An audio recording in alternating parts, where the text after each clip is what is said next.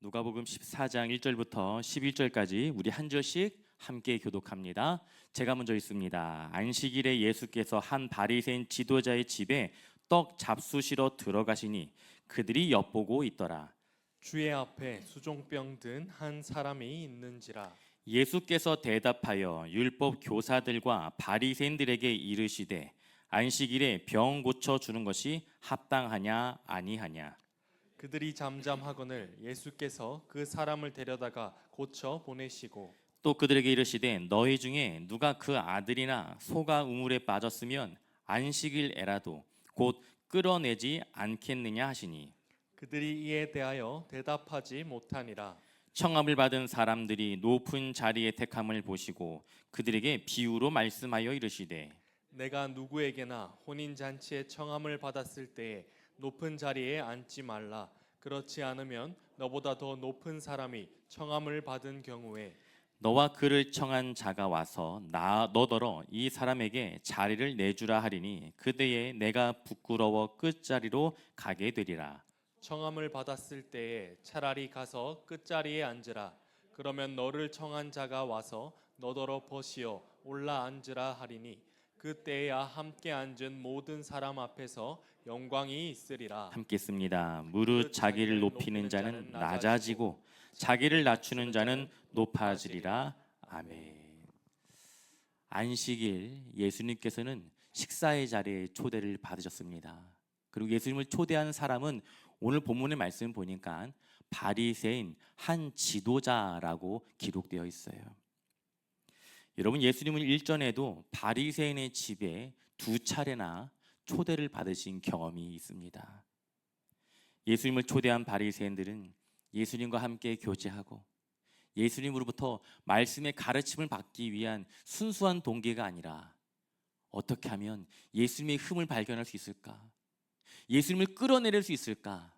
이와 같은 마음으로 예수님을 초대하였습니다.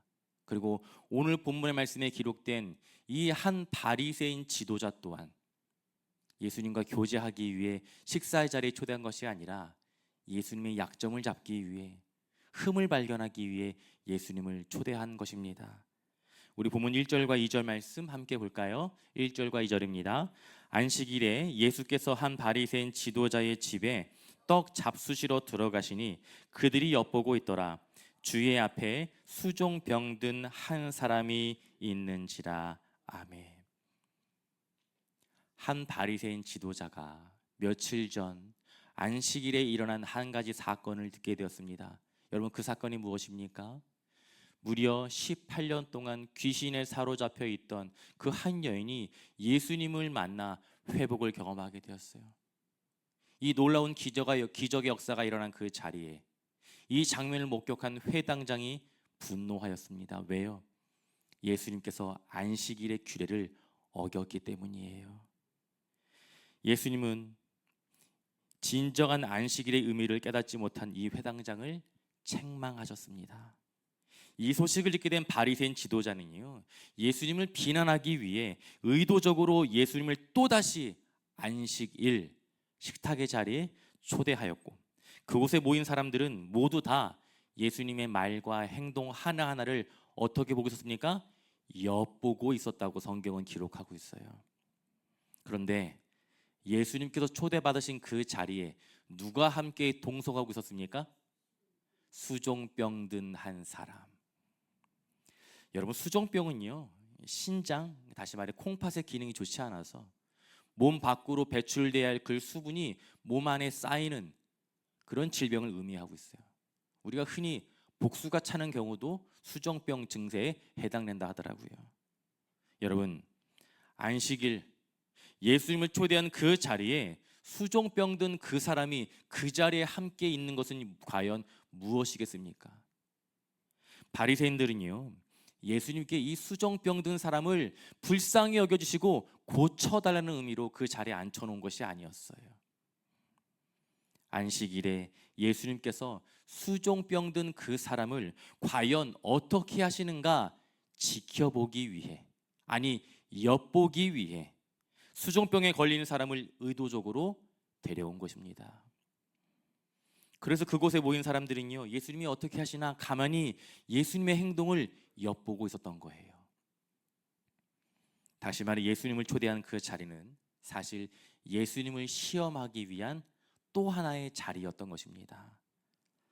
여러분, 문제는요, 예수님께서 이 수종병 걸린 사람을 고쳐주시느냐 고치지 않느냐가 아니에요.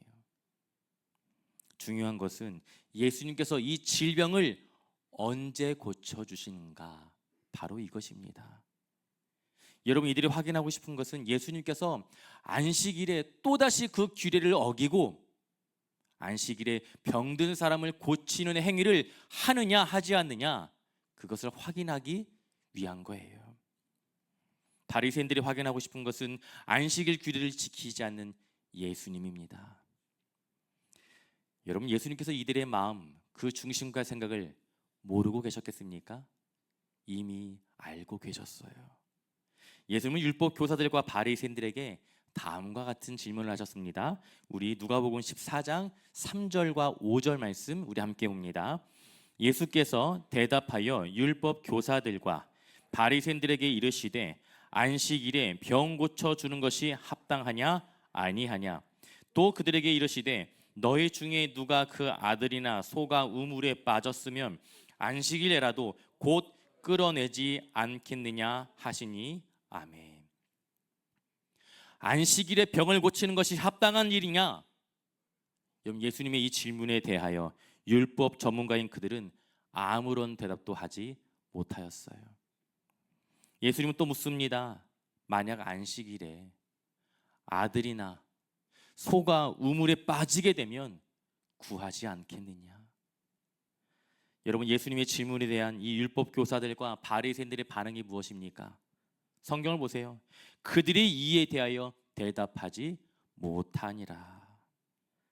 여러분, 율법 교사들과 바리새인들은요, 예수님의 질문에 대한 정확한 답을 이미 알고 있었어요.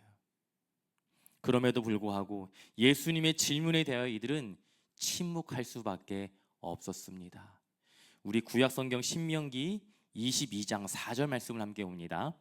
내 형제의 나귀나 소가 길에 넘어진 것을 보거든 못 본 채 하지 말고 너는 반드시 형제를 도와 그것들을 일으킬지니라. 아멘. 여러분, 안식일에 소나 나귀가 우물에 빠지면 어떻게 됩니까? 어떻게 하라고요? 끌어내요. 도와주라고 기록되어 있어요. 여러분, 이것이 당시의 율법이었습니다. 여러분, 율법에 대해서만큼은 최고의 권위를 가지고 있었던 이 바리새인 지도자가 모세오경에 기록된 율법을 모른다는 것은 있을 수 없는 일이에요. 분명히 신명기 말씀에 기록된 이 율법을 바리새인들은 알고 있었습니다. 그래서 예수님의 질문에 차마 그 대답을 하지 못하였던 거예요. 여러분, 하나님께서 모세를 통해 주신 그 율법은요, 어떻게 하나님을 사랑해야 하는지, 어떻게 이웃을 사랑하고 실천해야 되는지 그 방법을 알려주시기 위한 실천 항목들이 바로 율법이에요. 그러나 바리새인들은 자신의 신앙을, 그 열심을 자랑하고 인정받기 위해 율법을 이용하였을 뿐입니다.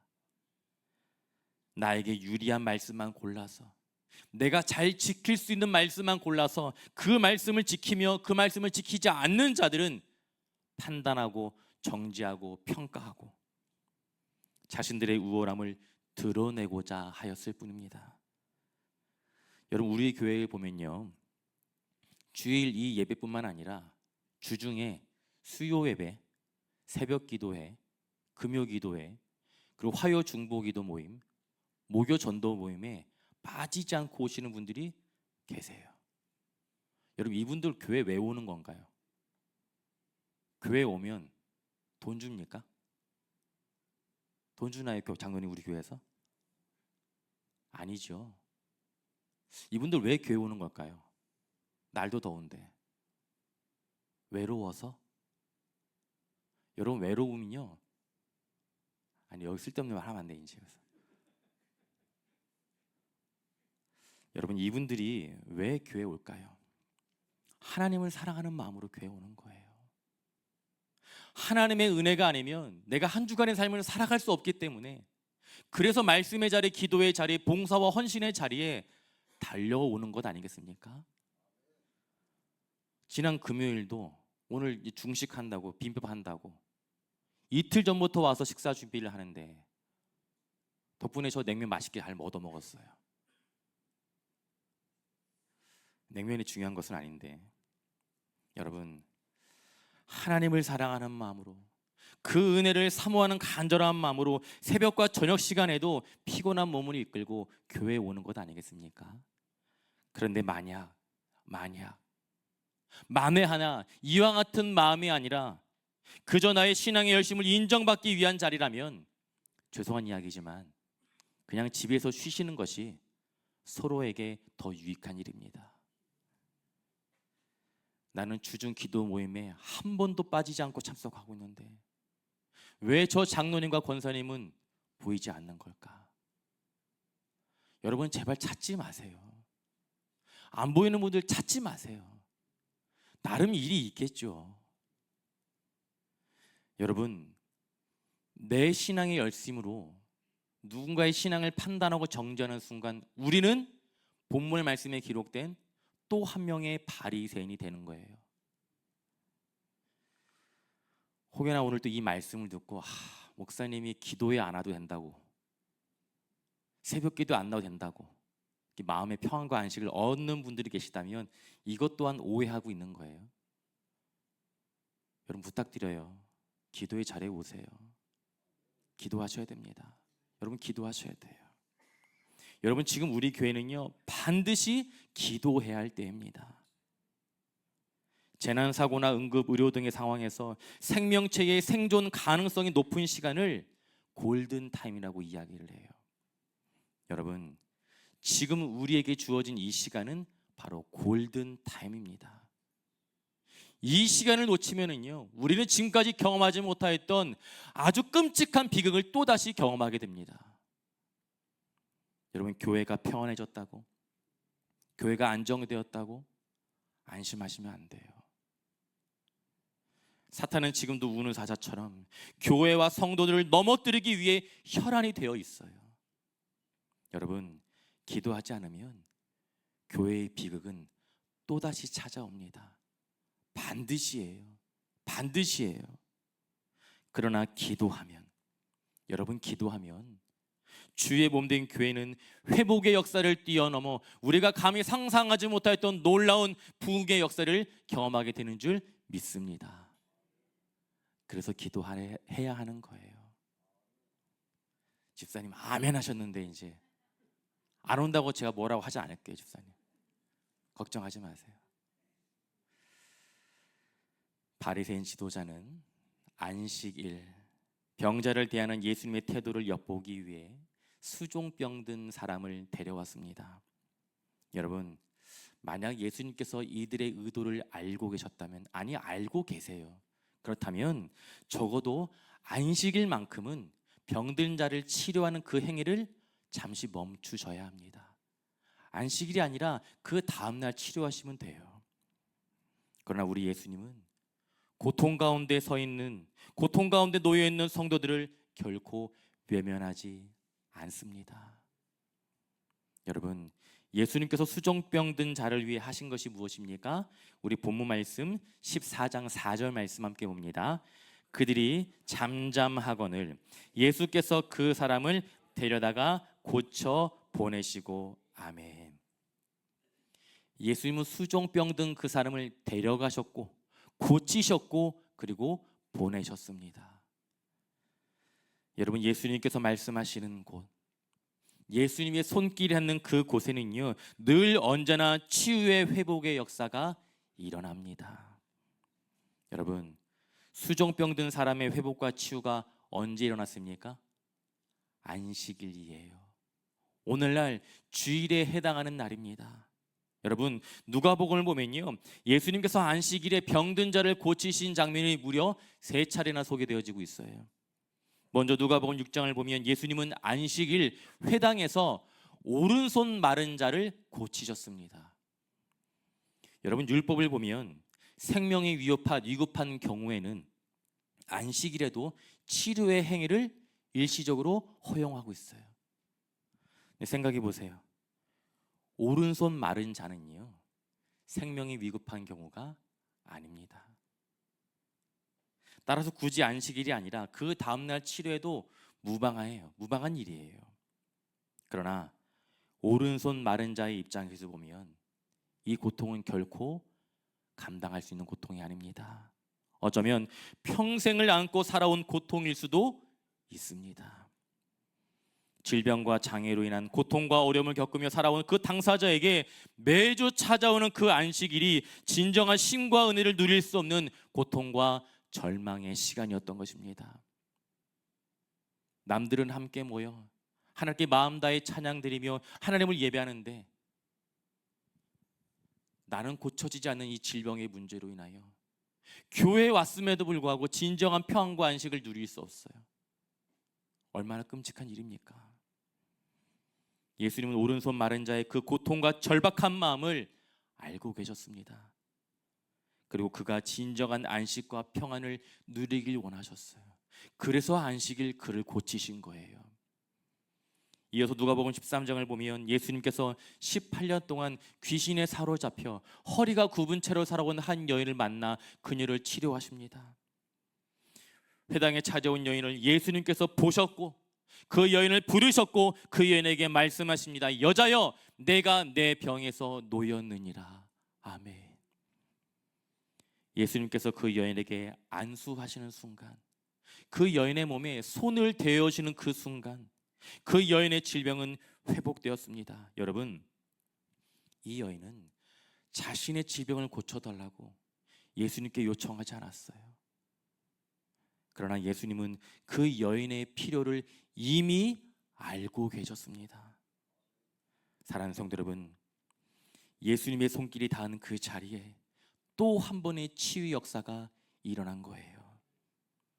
오른손 마른 자, 귀신에 사로잡혀 있던 여인, 그리고 수종병 든 사람 모두 다 안식일에 고침을 받았습니다. 여러분, 우리가 매주일 함께 모여 드리는 이 예배 자리에서도 병 고침의 역사는, 회복과 치유 역사는 얼마든지 일어날 수 있습니다. 여러분 믿으십니까?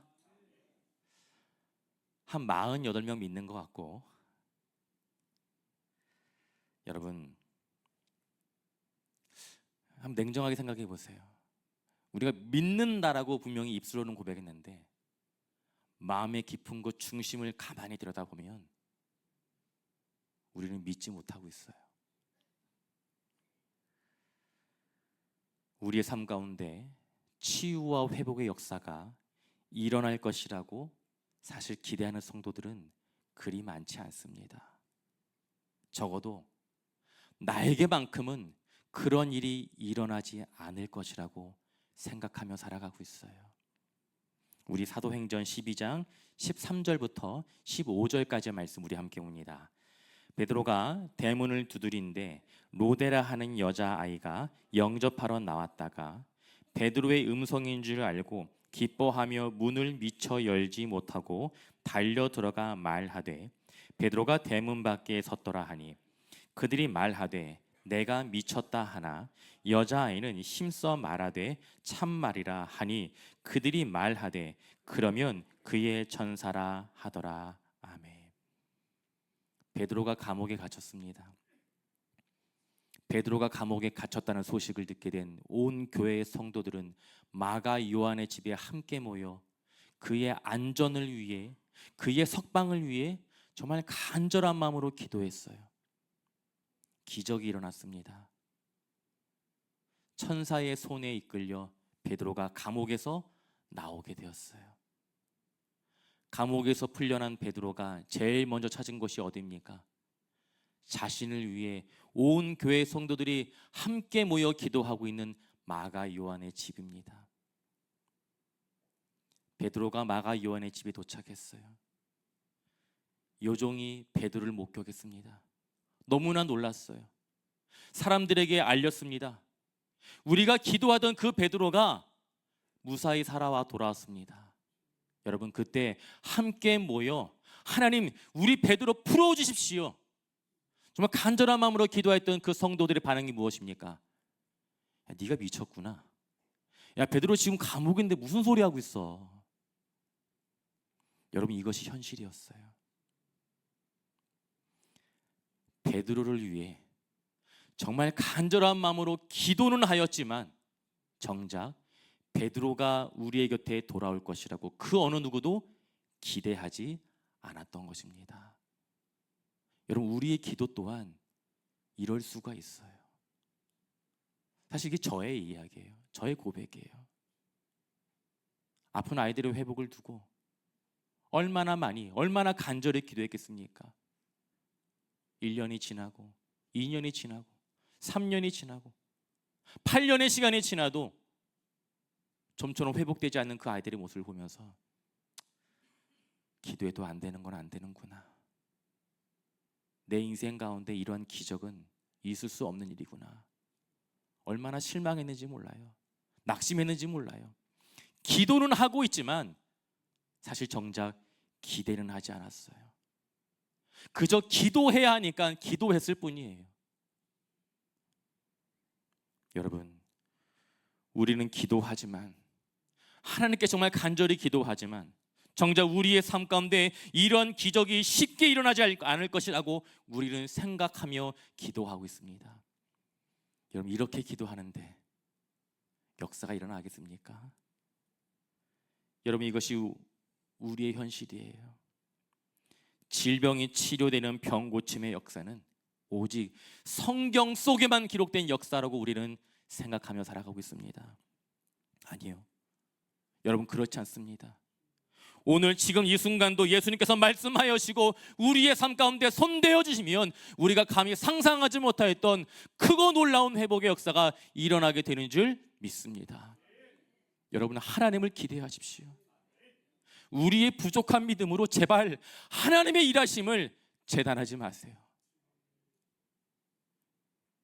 하나님께서 일하시면, 하나님께서 역사하시면 우리 교회 지난날의 모든 상처와 아픔이 회복되는 것을 넘어서 우리가 감히 꿈꾸지 못하였던 놀라운 부흥의 역사가 일어나게 되는 줄 믿습니다.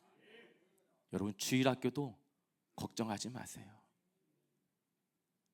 교사가 부족해서 제발 교사로 섬겨달라고 광고할 날이 얼마 안 남았습니다. 그때 외면하 웃으시는 분도 제가 지금 다 기억하고 있어요.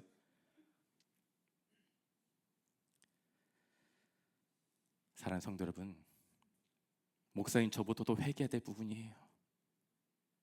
우리는 하나님의 일하심과 역사를 기대하지 않은 채 그저 기도하고 있을 때가 너무나 많아요. 여러분, 하나님을 기대하십시오. 하나님의 일하심을, 하나님의 역사를 소망할 수 있기를 간절히 소망합니다. 안식일은 이제 하나님께 예배드린 날이에요. 그리고 하나님의 말씀을 듣고 배우는 날입니다. 그리고 성도들이 함께 모여 교제하는 날이에요. 그러나 오늘 본문의 말씀을 통해 예수님은 안식일에 일어날 수 있는 중요한 한 가지 사실을 우리에게 알려주고 계십니다. 그것이 무엇입니까? 안식일, 성도들이 함께 모여 하나님을 예배하는 그 자리에 회복과 치유 그리고 구원의 역사가 일어날 수 있다는 거예요. 여러분, 교회 올 때 기대한 마음을 가지고 오십니까? 어떤 마음으로 교회에 오세요? 오늘은 밥을 줄래나?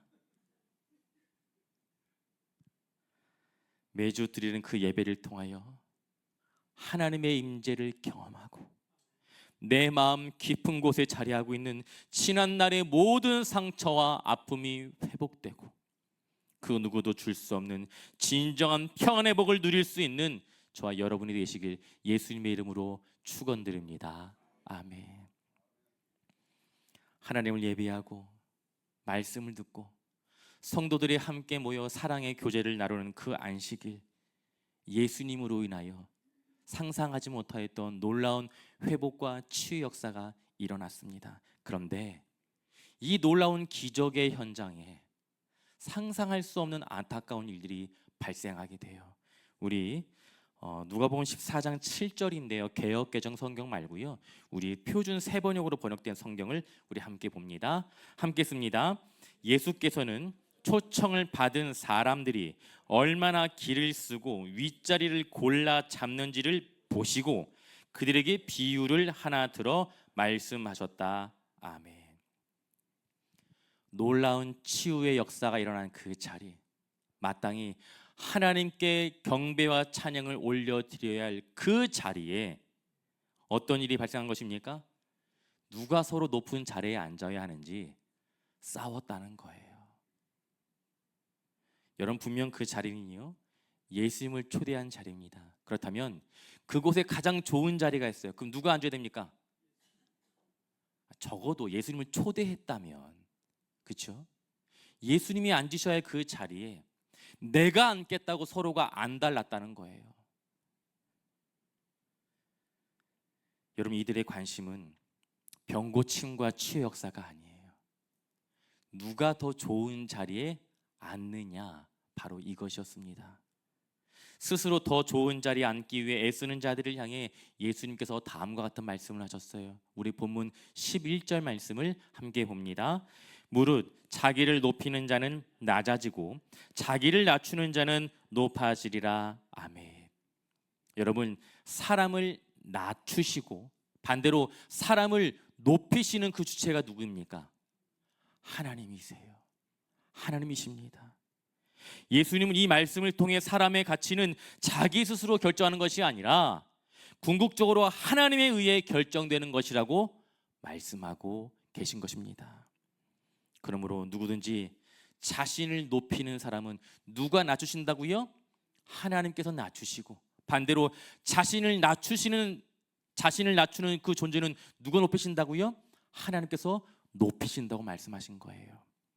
우리 베드로전서 5장 5절 하반절 말씀만 우리 함께 봅니다. 하나님은 교만한 자를 대적하시되 겸손한 자들에게는 은혜를 주시느니라. 아멘. 여러분, 사람의 존귀함과 권위는요, 스스로 높은 자리를 선점하고 먼저 앉는다고 해서 따라오는 것이 아닙니다. 의자 뺏기 싸움이 아니에요. 하나님이 결정하고 하나님께서 주셔야 가능한 일이에요. 인간의 노력으로 획득할 수 있는 것이 아닙니다. 여러분, 그런 의미에서 영혼이 건강한 사람은요, 어느 자리에 앉더라도 열등감에 빠지지 않습니다. 왜요? 내가 앉은 그 자리가 나의 신분과 나의 정체성을 결정하지 않는다는 사실을 이미 알고 있기 때문이에요. 어느 자리에 앉느냐 중요하지 않아요. 제가 장충교에서 사역을 할 때 남창호 목사님께서 교육자 회의 시간이 되면 늘 목사들에게 하신 당부의 말씀이 있었어요. 이거예요. 제발 옆에 있는 사람들하고 비교하지 마. 제발 옆에 있는 목사들하고 비교하지 마. 우리가 비교할 대상은 오직 예수님뿐이다. 늘 말씀 속에서 예수님과 나 자신을 비교해야 한다고 늘 그렇게 말씀하셨어요.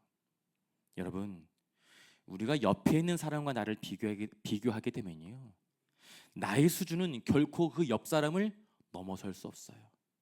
기껏해야 옆에 있는 사람 수준까지예요.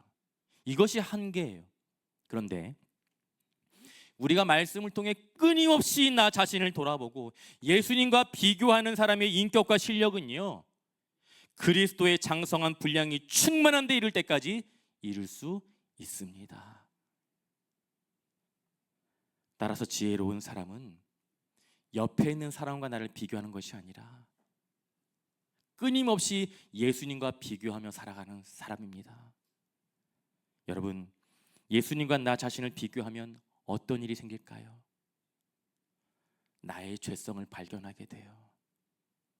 그리고 하나님의 은혜가 아니면 결코 구원받을 수 없는 스스로의 한계를 발견하게 됩니다. 그래서 더욱 하나님께 매달릴 수밖에 없어요. 하나님, 부족한 종을 불쌍히 여겨 주옵소서. 하나님의 은혜가 아니면 살아갈 수 없습니다. 여러분, 하나님은 이런 사람을 사랑하시고 이런 사람들을 높여주세요. 그래서 하나님은 교만한 사람이 아니라 스스로를 낮추는 겸손한 사람을 존귀하게 사용하시는 것입니다. 사랑하는 성도 여러분, 하나님께 인정받고 하나님께 쓰임받기를 원하십니까?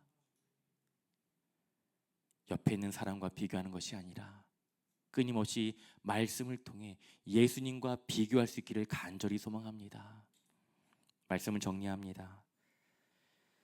여러분, 영혼이 건강한 사람은요, 어느 자리에 앉혀놔도 결코 열등감에 빠지지 않습니다. 교회가 큰 어려움을 겪게 될 때가 있어요. 언제냐면 공통적으로 직분자를 선출할 때예요. 내가 이번에 권사가 되어야 되는데, 내가 이번에 안수 집사가 되어야 되는데, 내가 이번에 장로가 되어야 되는데, 왜 나는 안 되고 저 사람이 되는 거야? 이것을 묵상하게 되는 순간 안수 집사의, 권사의, 장로의 자리에 탈락한 그 성도는 시험에 들 수밖에 없습니다. 사랑하는 성도 여러분, 내가 앉는 자리, 나에게 주어진 직분이 나의 존재와 나의 정체성을 결정하는 것이 아니에요. 목사가 아니면 어떻습니까? 권사가 아니면 어떻습니까? 안수 집사가 아니면 어떻습니까? 중요한 것은 하나님께서 나를 사랑하신다는 바로 이 사실이에요. 지금 이 순간 하나님께서 나와 함께하고 계심을 기억한다면 내 삶 가운데 주어진 궁핍의 부족한 그 자리는 결코 결핍의 자리가 아닌 하나님의 더 깊은 은혜를 경험할 수 있는 은혜와 축복의 자리가 되는 줄 믿습니다. 사랑하는 성도 여러분, 매주일 함께 모여 예배드리는 이 날, 여러분 결코 가볍게 여기지 마세요. 하나님의 일하심을, 하나님의 역사를 마음 깊이 기대할 수 있기를 소망합니다. 그런 마음으로 하나님께 함께 모여 예배할 때 세상에 줄 수 없는 진정한 평안과 위로와 안식을 누리게 되는 줄 믿습니다. 이 은혜와 이 평안과 이 위로를 가감없이 누릴 수 있는 사랑하는 성동중앙의 모든 믿음의 모습들이 되시길 예수님의 이름으로 축원드립니다.